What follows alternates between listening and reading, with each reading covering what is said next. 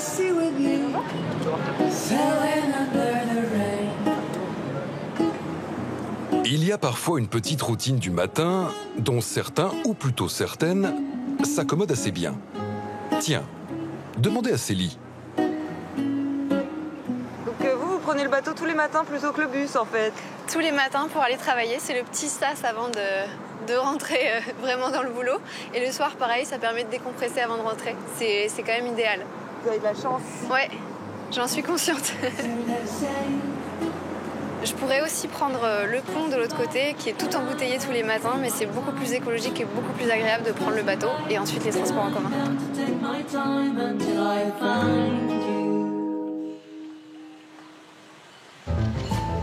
Plus écologique. Pour ces bouteilles, il existait déjà le recyclage. Bon, mais ce n'est pas vraiment ce qu'on fait dans cette usine. Non, on fait encore plus écologique. Les bouteilles ici, on ne les fond pas, on les lave. Et ça consomme moins d'énergie. 4 fois moins. Une vieille idée recyclée par Célie. Vous vous souvenez de la consigne quand vous rapportiez vos bouteilles chez le commerçant? Voilà. Avec l'association qu'elle a créée, Célie relance le circuit. C'est une des dernières machines de lavage des bouteilles qui existent en France. Il y en a moins d'une dizaine qui font encore de la prestation pour le lavage des bouteilles. Donc on a eu la chance ici d'avoir cet outil-là comme base pour relancer la filière. Nous avons eu jusqu'à 2 laveuses. Avec l'apparition des verres jetables, malheureusement, l'activité est en diminution, même en souffrance. Mais avec Célie, il y a du renouveau et on peut voir la sauvegarde de nos emplois et créer d'autres emplois. Je pense qu'on ne peut pas dire qu'on a encore sauvegardé des emplois ici, mais c'est en cours en fait. C'est vraiment l'objectif, c'est de les préserver, on va dire, et ensuite augmenter avec la massification des volumes. Et du côté de l'association Bout à Bout aussi, là on embauche par rapport à cette montée en charge. Revenir aux pratiques d'antan n'est pas toujours simple. Il y a des obstacles techniques liés aux pratiques d'aujourd'hui. Et ça, c'est le producteur de lait dont vous me parliez. Et lui, il ne veut pas changer de ses étiquettes? Je ne sais pas. Je ne sais pas avec quel partenaire il travaille. Il faut que je le contacte pour la transition. Mais là, je vais signaler plusieurs fois. Hein. Non, tu comprends que ça, c'est un peu compliqué quand même. Ouais. Il y en a quand même pas mal. Hein. Voilà pourquoi il faut des étiquettes lavables. Ça, ce ne sont pas des étiquettes hydrosolubles, ce sont des adhésifs permanents. Donc là, il va falloir que j'aille voir le producteur pour qu'il ait des adhésifs qui s'enlèvent directement au lavage, sans retouche manuelle. Parce qu'à grande échelle, c'est pas possible et puis c'est pas le travail le plus passionnant de la Terre.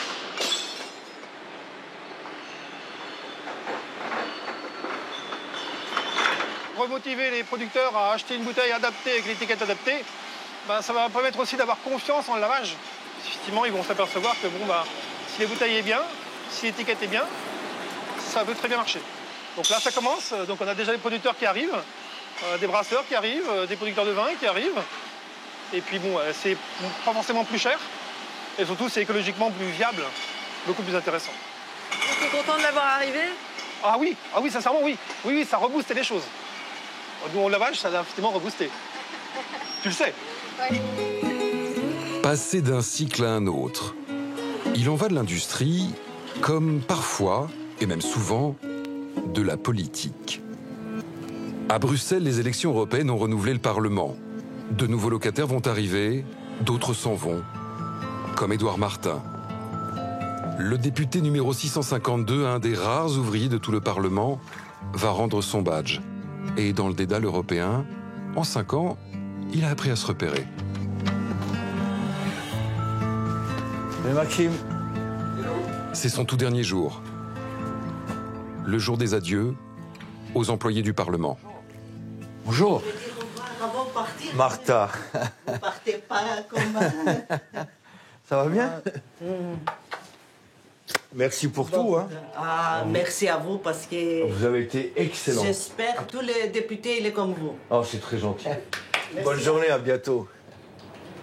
Élu sous la bannière socialiste, il a refusé de briguer un nouveau mandat. Mais pas de surprise. Il l'avait annoncé il y a 5 ans. De mon point de vue, il est malsain de faire de la politique un métier. Donc voilà, et 5 ans au Parlement européen, c'est bien.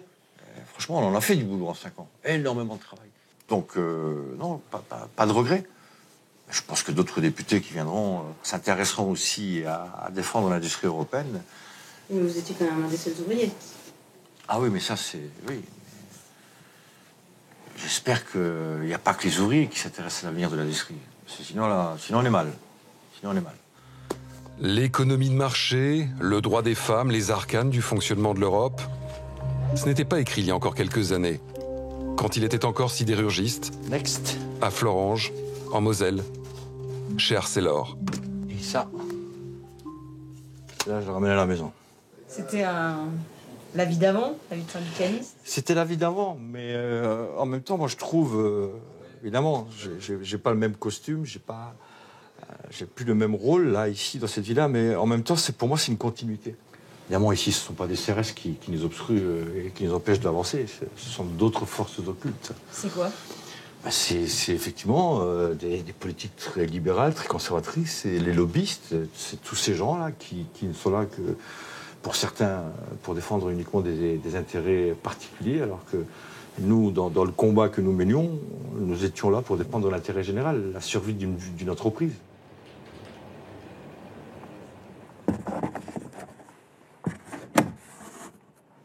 Donne hâte, ça veut dire quoi? Fais A, c'est ça? Oui. Heureusement que j'ai fait de l'anglais, hein, que je comprends un peu. Hein. Cette joke. Bon, je vais quand même vous faire vérifier. Il faut rajouter Martin, Edouard. Moi, je flippais. Quand je suis arrivé ici, je flippais. Je savais que j'étais attendu au tournant, quoi. Avec son équipe et ses amis socialistes, il s'est opposé à ce que la Chine obtienne en Europe le statut d'économie de marché. Et il a gagné. Votre plus grosse satisfaction quand même collective de ces 5 années passées? Certains citoyens qui pensent qu'un élu ne sert à rien, qu'on ne défend pas leurs intérêts, mais le problème qu'il y a, c'est que ça ne se sait pas ce qu'on fait ici. Et l'exemple du statut d'économie de marché à la Chine, il a fallu batailler, mais sévèrement, contre la Commission européenne, c'est pas rien. Et si la Chine gagnait en obtenant ce statut, c'est plusieurs millions d'emplois industriels qui disparaissaient. Et ça, mais j'ai envie de dire, il y a un obus qui est passé à côté, qui a sifflé dans les oreilles des citoyens européens, mais ils l'ont pas vu passer, ils l'ont pas entendu. Mais parce que ça ne se sait pas.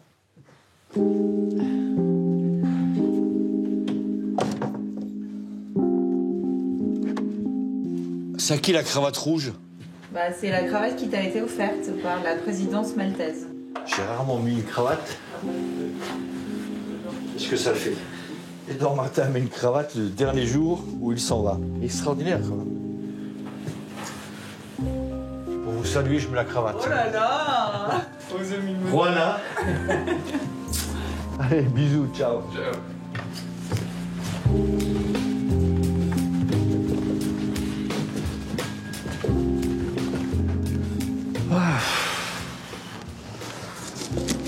Dernière vue quand même sur Bruxelles vue d'en haut. Tu te souviens de la première fois? Ouais, il faisait un temps aussi radieux que ça. Il y avait un beau grand soleil. Là, et la boucle est bouclée. J'arrive avec du soleil, je repars avec du soleil. C'est un signe, ça. À bientôt. Au revoir. On le retrouvera un peu plus tard, Edouard Martin, chez lui en Moselle, et avec ses amis, renouant avec de vieilles habitudes, vous verrez.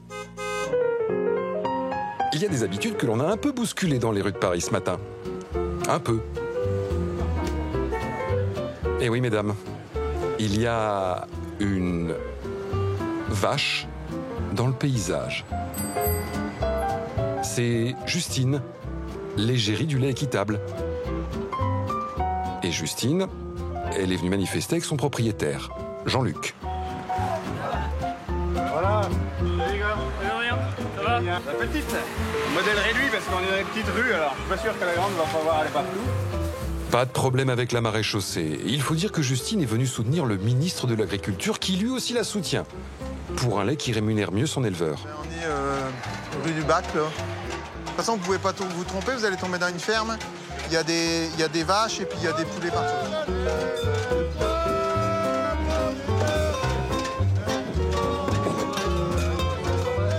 Remplis-moi un petit coup. Et je sais pas. De la voiture. Attends. Oh, c'est beau. Ouais, mais c'était pour moi là tout de suite. Et surtout que j'avais pas déjeuné au matin, donc ça fait du bien. Il est bon, hein, c'est du lait de vache, hein. Direct de la ferme, préparé hier. Du producteur au consommateur.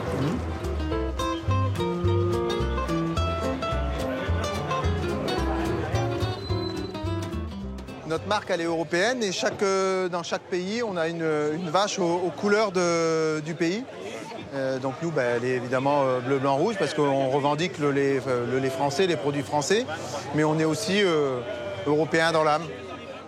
Elle est devenue quoi l'Europe à tes yeux aujourd'hui?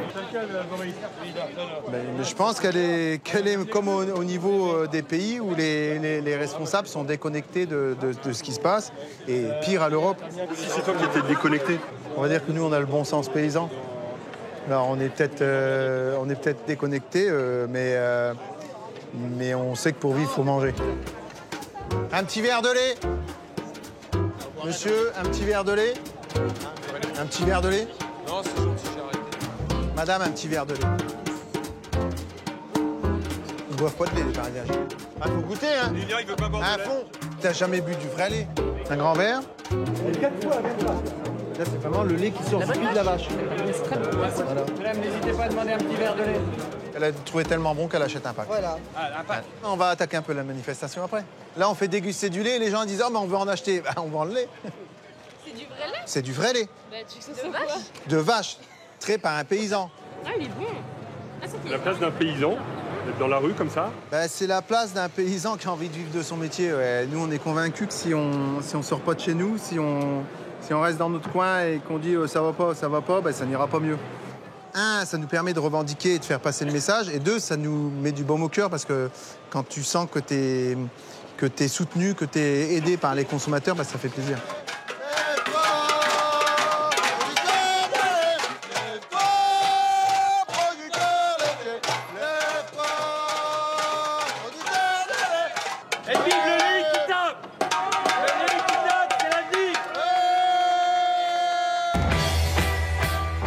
Dans l'épisode précédent, Roland, britannique, installé dans le Périgord, s'inquiétait des conséquences du Brexit. Allait-il pouvoir faire traverser la Manche aux chevaux ayant servi la police de Sa Majesté? Et leur faire profiter ainsi, en France, d'une retraite bien méritée.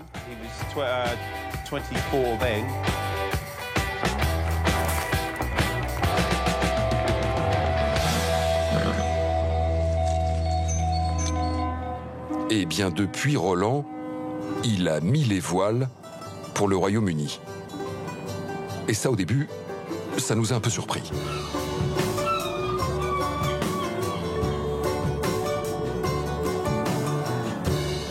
Ça y est, vous partez définitivement? Non, non, absolument pas. Non, on s'en va pas pour toujours. On revient dans 2 semaines. Avec quel papier d'identité voyagez-vous? C'est un passeport, ils vont changer la couleur en bleu. Et la mention Union européenne va être supprimée. Ils pensent qu'on va revenir aux années 50 et à l'Empire britannique. Beaucoup d'anciens ont voté pour le Brexit. Parce que c'est de ça qu'ils se rappellent, de la vieille Angleterre. Ils pensent qu'elle sera grande à nouveau. Même mes parents, mes propres parents, ils ont voté pour quitter l'Europe. Alors que nous, on vit en France, ils ont quand même voté pour le Brexit. Nous voilà rassurés. L'échappée de Roland et Alison est donc momentanée. Ils sont originaires d'une région pro-Brexit, le Devon, dans le sud-ouest de l'Angleterre. Roland y a son association, la même que dans le Périgord. Et comme en France, les bénévoles recueillent les chevaux retraités de la police anglaise et d'autres animaux maltraités. Des poneys. Hi, hello. Nice to see you all. Hey, salut. Ça fait plaisir de vous voir. Lovely to see you. And you. How you doing? Right. Hello. Bonjour ma chérie. Nice to see you. They're all good. Ça va, ils sont tous en forme? They all look fantastic, don't they? Ah, ils ont l'air super. Don't you? Don't they look amazing? Yeah. Should we go and have a On va voir les poneys?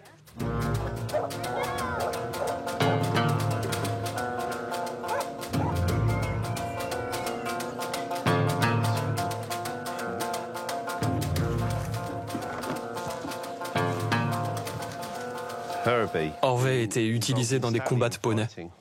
Quand on l'a sauvé, il était proche de la mort. On lutte pour qu'il mange parce qu'il a de très mauvaises dents. Yeah. Ce sont des chevaux de la police? Non. Ou de très petits chevaux policiers. Undercover. Ou alors des chevaux sous couverture. Les chevaux policiers allaient toujours dans notre ferme en France. Mais à cause du Brexit, ça va être difficile de les transférer dans votre pays. On ne sait pas après octobre comment on va faire pour les transporter en France. Tout reste ouvert. May, Farage, Johnson, on ne sait pas ce qu'ils vont faire. Ma fille fera un bien meilleur Premier ministre. Ouais. La Grande-Bretagne va fermer ses frontières, revenir aux barrières douanières, quitter l'Union. Mais les élections européennes ont quand même eu lieu ici. Ah oui, les Anglais ne font décidément rien comme tout le monde.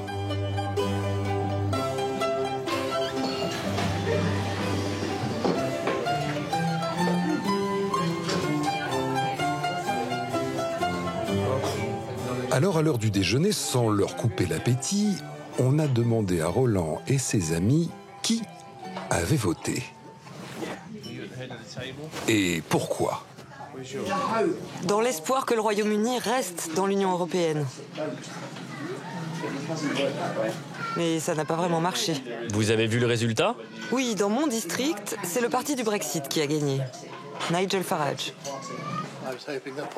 J'ai vraiment espéré que l'on puisse revoter sur le Brexit. Mais ça me paraît peu probable. Vraiment peu probable que ça se fasse.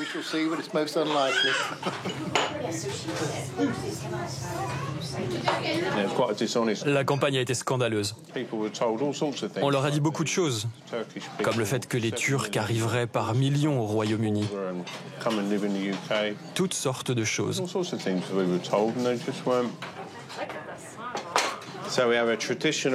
Vous voyez cette sauce? Elle s'appelle HP, ça veut dire la chambre du Parlement en anglais. La sauce est très bonne, le Parlement pas du tout.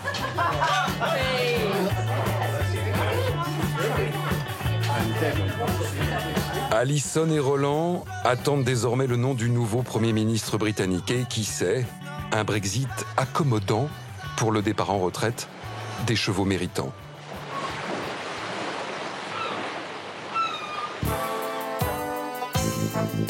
Face à Oléron, pour les ostréiculteurs, la saison bat son plein.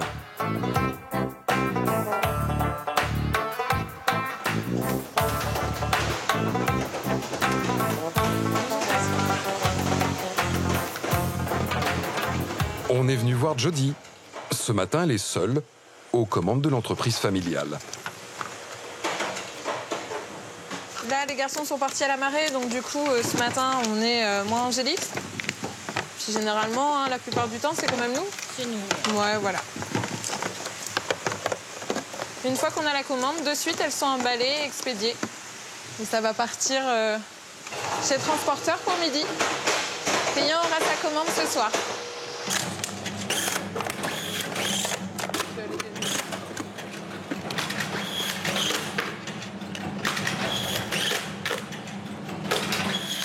Tout le monde lui dit comment ça se fait que tu es célibataire à l'âge que tu as, mais est-ce que tu te rends compte le belette que t'es, la femme que t'es et tout, enfin, c'est juste pas possible. Après, tout le monde me dit, c'est que le problème vient de toi peut-être. Peut-être. J'ai un gros bébé là quand même derrière. Du coup, je suis pas toute seule quoi. Le gros bébé c'est quoi? L'entreprise quoi, tout ça quoi. C'est pas. C'est quand même, enfin, c'est un poids quoi aussi quoi.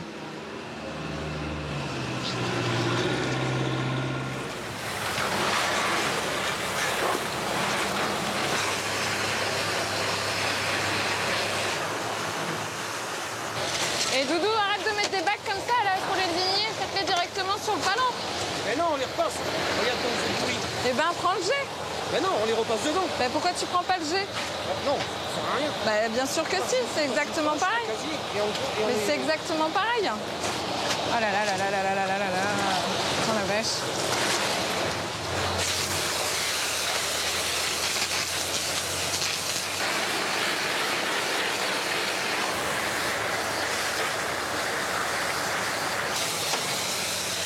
Faut avoir le caractère. Je pense surtout auprès de certains messieurs qu'il faut la gagner sa place. Bah, on a encore vu comme la jante féminine, toute frêle, mais il y en a d'autres qui veulent être des princesses, mais qui veulent être aussi des guerrières, quoi. Donc moi, je pense que je fais partie de cette catégorie-là. J'ai envie d'être les deux.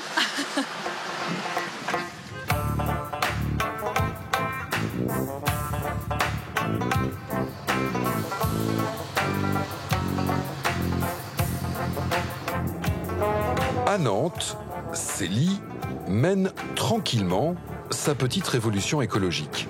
Le retour de la consigne des bouteilles de verre. La seule vision que j'avais eue de Nantes avant de m'y installer, c'était une manifestation contre le nucléaire et une manifestation contre les OGM.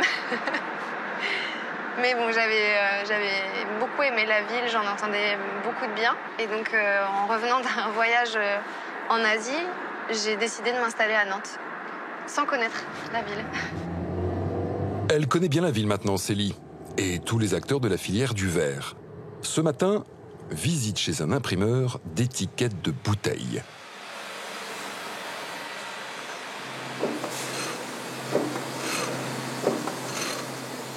Sur cette machine, donc, on fait l'impression et la dorure en ligne. Donc là aussi, on pourra tester des étiquettes avec de la dorure. On chauffe à 140 degrés pour faire fondre le film dans l'étiquette. Donc c'est ça qui, éventuellement, peut rendre le lavage plus difficile. Il faudrait tester différentes dorures, finalement, différentes surfaces de dorure et endroits. Ouais. Là, monsieur, c'est une technique qui rend le lavage difficile, vous disiez? Probablement parce que comme on a de la colle en dessous, on peut penser que la colle va fondre et va durcir au contact de la chaleur. Donc c'est une opération qui peut rendre le lavage difficile, surtout s'il y a beaucoup de film qui est collé sur l'étiquette. Donc vous, Célie, vous direz à vos producteurs qu'ils ont le choix entre tel et tel type d'étiquette, ou alors sinon ils ne peuvent pas rentrer dans le processus, c'est ça? On dit aux producteurs que c'est plus compliqué s'il y a des vernis, s'il y a de la dorure, etc. Mais a priori, si les étiquettes ne s'enlèvent pas, le lavage n'a pas de sens en fait. L'étiquette avant vernis et après vernis. Oui, donc ça rajoute quand même un aspect un peu brillant. Voilà, donc là on a un vernis gonflant. En fait. Ouais, un peu de volume. Alors moi je pense que la technique du vernis gonflant ne va pas empêcher la lavabilité de l'étiquette parce qu'on vient déposer en surface, donc il n'y a pas de pression, on ne vient pas toucher à l'adhésif qui est en dessous. Les gens jouent le jeu en général, ils vous écoutent? Ils sont assez à l'écoute, ils sont prêts à faire les adaptations, en tout cas pour les personnes qui sont motivées, notamment par la réduction de leur impact environnemental. Nous, on est en conseil là-dessus, en soutien, donc ça leur permet de sauter le pas. Et puis quand c'est adapté, après, ça roule, quoi.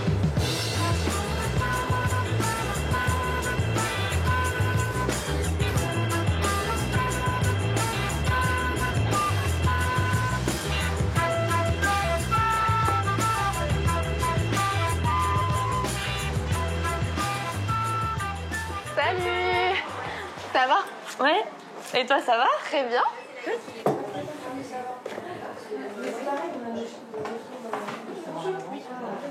On a reçu donc les nouvelles affiches. J'en ai fait plastifier quelques-unes, mais sinon il y en a dans les magasins. Je pense que c'est pas nécessaire de les plastifier. On la met tout de suite peut-être? Ouais. Tu veux que je passe avec l'autre? Bah là, Dans cette épicerie en vrac du centre-ville, les clients sont bien rodés. Ils viennent avec leurs propres bocaux, récipients en tout genre et surtout, ils rapportent leurs bouteilles vides. Donc, je te déduis, donc c'est 1 € pour la bouteille. Ça te revient 79 centimes la bouteille avec la déduction de la consigne. Est-ce que ça complique la vie ou finalement c'est assez simple à mettre en place? Bah non, moi j'ai pris l'habitude du coup de remettre, dès qu'elles sont vides, je les remets dans mon sac de course et puis quand je viens là, bah j'ai même pas à y penser en fait. Et puis bah c'est aussi bien, ça fait ça en moins dans la poubelle. Johanna? Oui. C'est quoi les retours des clients sur ce système? Les retours, ils sont très bons. C'est heureusement que ça revient et pourquoi ça a disparu, en fait, la consigne. À bientôt, bonne journée. Toi aussi, bonne semaine. Johanna en est assez fière. Elle est la première à avoir expérimenté l'idée de Célie. Il y a 2 ans. Par exemple. Peut-être il faudrait qu'on rajoute un petit espace. Comment vous est venue l'idée de réorganiser ce système de consigne? J'étais dans une démarche personnelle de réduction de mes déchets et je butais sur la problématique des bouteilles. Donc voilà, je trouvais ça un peu absurde de briser ces bouteilles en les entendant se casser. J'avais ce sentiment de non-sens. Donc je me suis dit, est-ce que c'est vraiment la meilleure solution, le recyclage? Est-ce qu'on peut pas faire mieux? Et donc je me suis penchée sur la consigne. C'était vraiment quelque chose qui manquait à la consigne, donc... fallait vraiment quelqu'un pour s'y atteler et c'était là, ouais, vas-y Céline. Vous avez été contente des résultats des Verts aux européennes? Franchement, je m'y attendais. Moi, je m'y attendais aussi. Ouais. On sent ça, en fait, c'est dans l'air, quoi. Notamment au niveau des projets de consigne en France, ça a explosé. Il y a plein de petits projets qui sont en train de naître sur la consigne en France, alors qu'au début, quand j'ai commencé, on était à les 4. Vous vous sentez utile? Le projet est utile, donc moi, je me sens un peu au service du projet. Je me sens utile. Oui, je pense que je me sens utile, ouais. Bonjour. Vous allez bien? Ça va bien et vous? Très bien, très bien. Ici, les clients rapportent les 3/4 des bouteilles achetées. Ça marche plutôt bien, cette idée. Et on retrouvera Célie dans le prochain épisode, chez des brasseurs de bière très intéressés par l'initiative. L'acierie Ascoval dans le Nord. Racheté et sauvé vient de nous être annoncé. En décembre dernier. Le tribunal de Strasbourg a validé l'offre de reprise par Altifort. Tout ça pour montrer qu'en France, on peut y arriver maintenant. Enfin, j'espère. Un soulagement de courte durée.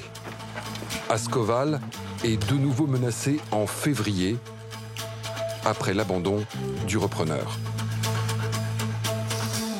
Ils ont annulé la reprise de l'acierie par Altifort et on est reparti en redressement judiciaire. Après plus de 4 ans de combat, pour Nicolas, c'est le retour des angoisses. Vous avez des crédits? Vous avez beaucoup d'engagements financiers? Forcément, on va dire, on a la maison. La voiture? S'il y a une fermeture, on va faire des choix, comme on dit. C'est pas continuer comme ça. Dans l'incertitude, c'est pas possible. Moi, je peux plus. Mais merci à tous d'être venus. En mai dernier, on est repris par British Steel. Ascoval est racheté. Forcément, on a encore un peu de retenue. Pourquoi? Parce qu'on sait que tout n'est pas encore si rose que ça derrière. Parce qu'on n'est pas encore sorti de l'auberge, comme on dit. En ce début juin, on va pas se voiler la face. On va avancer dans le brouillard. Ascoval vacille. Son repreneur est en faillite. Nicolas est venu à Paris rencontrer le ministre de l'économie. Il attend des réponses.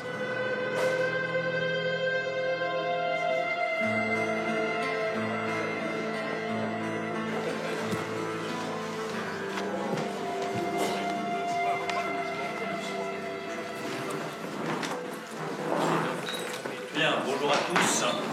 J'ai beau vous apprécier tous beaucoup, j'aurais préféré ne pas avoir à vous revoir aussitôt. Je comprends parfaitement que, au bout de plusieurs années à chercher un repreneur, le découragement puisse gagner. Je comprends parfaitement. Je le comprends. Donc je crois que ça vaut le coup de continuer à se battre. Je vous dis le fond de mon sentiment, ça vaut le coup de continuer à se battre.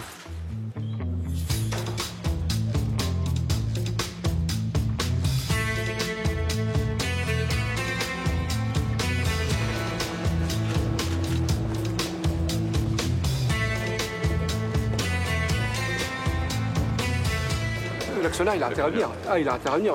Le ministre lui a demandé, M. Bertrand lui a demandé, il a intérêt à venir. Avec Altifort 15 jours, là, la veille, en entrant en justice, on me dit qu'il y a une faillite. Non, faut arrêter, là. C'est une comédie dramatique. C'est une comédie dramatique. Nous continuons à croire dans la reprise d'Ascoval par British Steel. Le projet est viable et l'acierie d'Ascoval a un avenir. Le vrai sujet, c'est de rassurer les salariés d'Ascoval. Les salariés sont inquiets. parce que certains ne travaillent qu'une semaine par mois, faute de commandes suffisantes. C'est 30 coulées qu'on fait par mois. 30 coulées. 30 coulées.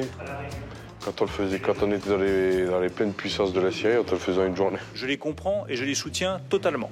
Ils ont besoin de stabilité et ils ont besoin de visibilité sur l'activité d'Ascoval. C'est ce que nous devons leur apporter. Après tout ce qu'on a vécu, franchement, moi je sais pas si on y arrivera. Ce qui fait tenir là, c'est quoi? Honnêtement, c'est qu'on n'a pas le choix. On n'a pas le choix de travailler.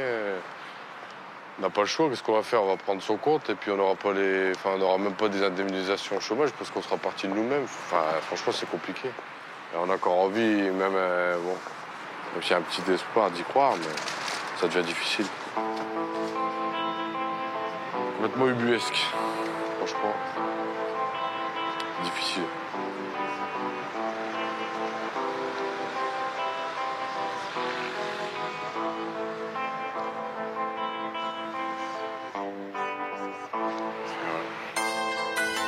Pour Nicolas et ses 280 collègues, de nouvelles semaines d'attente s'annoncent, le temps que le repreneur clarifie sa stratégie.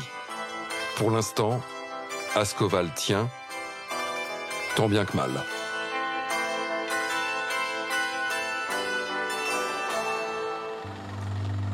À Florange, les hauts fourneaux ont fermé il y a bien longtemps. Édouard Martin, ancien sidérurgiste, désormais ex-député européen, y vit toujours. Et il s'adapte à un nouveau rythme. Eh bien, me faire un café à 4h l'après-midi, ici, ça faisait des années que ça ne m'était plus arrivé. Donc oui, effectivement, rien que ça me fait drôle d'être ici en semaine, quoi. Voilà, il est monté.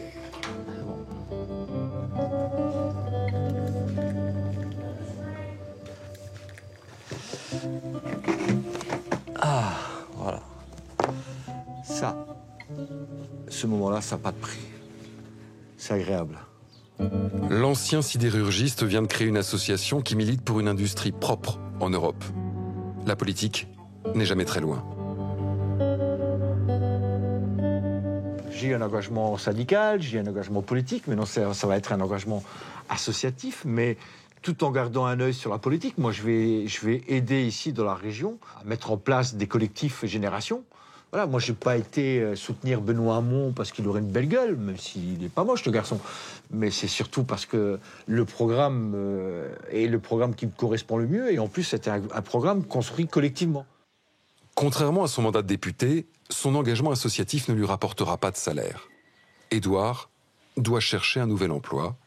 Il est au chômage. De temps en temps, je regarde sur, comment s'appelle cette appli-là, LinkedIn, c'est ça? Voilà, et de temps en temps, il y a des annonces. Je regarde ce qu'il y a, par exemple, là. Assistant GPEC et politique salariale. C'est à Rennes.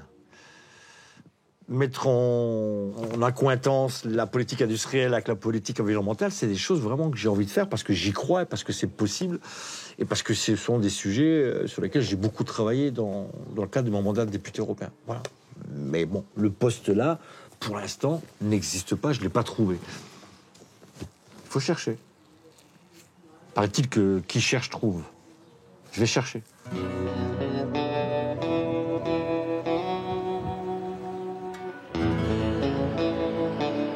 En attendant, il retrouve ses terres de lutte. Là où il y a 8 ans, il a commencé une bataille pour sauver l'usine de Florange. Les hauts fourneaux sont éteints, oui, mais des emplois ont été sauvés. Bonjour, Antoine Terrac. Et les anciens camarades de lutte se retrouvent. Ça va? Ça va. Ouais. Bonjour. Oh, Chibani. Oh la vache. Et tu reviens de vacances, là? Et t'as un beau chapeau, hein? Eh oui, hein. Salut, Chibani. Comment tu vas? Tu reviens du jardin? Eh oui, hein. Ouais. Alors, comment ça fait depuis bosser? Pour l'instant, j'ai pas encore trop vu le changement parce que j'ai pas mal de... Mais là, à partir de ce que je disais à Christian, à partir de mi-juin, tu regardes l'agenda, il est vide. Plus rien. Ça va être... Des années plus tard, c'est toujours la même histoire. Santé. Ou presque. Il y a possibilité de nationalisation temporaire, il y a un repreneur. Mais aucun le fait. Non, mais d'accord. Mais avant, c'était tabou, tu te rappelles, à notre époque? Ouais. Alors, mais faut pas surtout pas dire ça. General Electric Ascoval, l'État pourrait nationaliser temporairement, construire un plan stratégique industriel et ensuite les revendre, il n'y a pas de problème. Mais sinon, ça va fermer, Et moi, j'ai vu du côté allemand, parce que pendant 5 ans, j'ai siégé la commission industrie au Parlement européen. Les Allemands, ils ont une politique industrielle très dynamique. Pourquoi? Parce que les Länder, donc les régions allemandes, sont quasiment toutes actionnaires dans leur industrie, pour éviter justement ces prédateurs qui viennent uniquement pour faire du fric pendant un temps court. Parce qu'eux, ce qu'ils veulent, c'est des 12-15% de rendement. C'est de la folie, 12-15% de rendement, c'est du jamais vu. Ils font tourner les boîtes et les hommes au maximum pendant un temps, le temps nécessaire, 1 an, 2 ans, 3 ans. Une fois qu'ils sont en difficulté, ils les mettent en faillite. Monsieur, dame, au revoir. Et c'est à l'État, donc à la force publique, de gérer les dégâts sociaux. Il ne va peut-être pas lâcher la politique si facilement, Édouard Martin. On continuera de le suivre.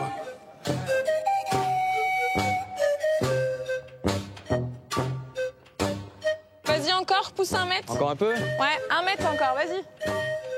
Je pense qu'on peut piquer là, hein, tonton. Jody, elle, a repris la mer. Là.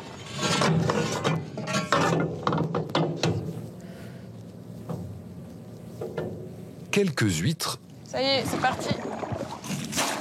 ont encore besoin d'un petit coup de main de la nature. Elles sont pas encore prêtes pour être consommées. Elles ont besoin de grandir encore un petit peu. Donc on les remet sur les parcs. Qu'elles puissent terminer leur croissance pendant au moins 6 mois encore.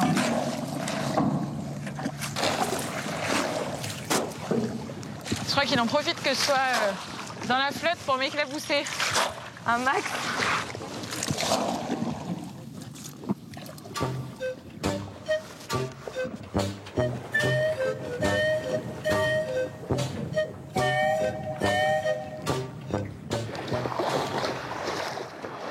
Faut descendre le chaland à fur et à mesure parce que dans un quart d'heure, à mon avis, je pense qu'on touche là. Donc c'est pour ça qu'il faut se dépêcher un petit peu après.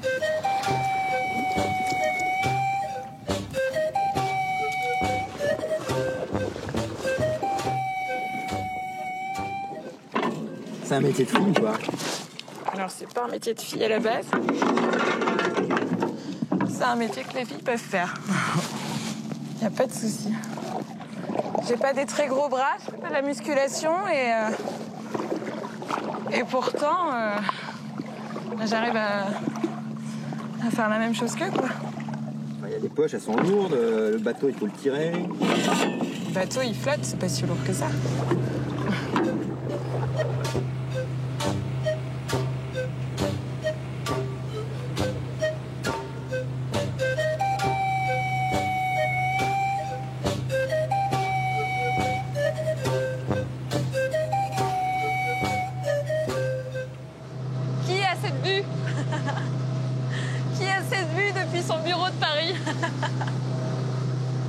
Je crois que je pense à rien. C'est le vide. Pas de stress, pas de bouchon. Je sais pas, c'est calme. C'est apaisant presque. On peut pas être stressé dans des conditions comme ça.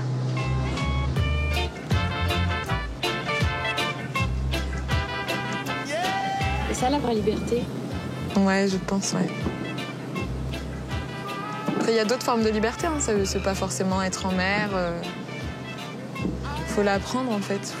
Faut prendre le temps de... Il y a le boulot, mais il y a aussi profiter de ce qu'il y a aussi autour.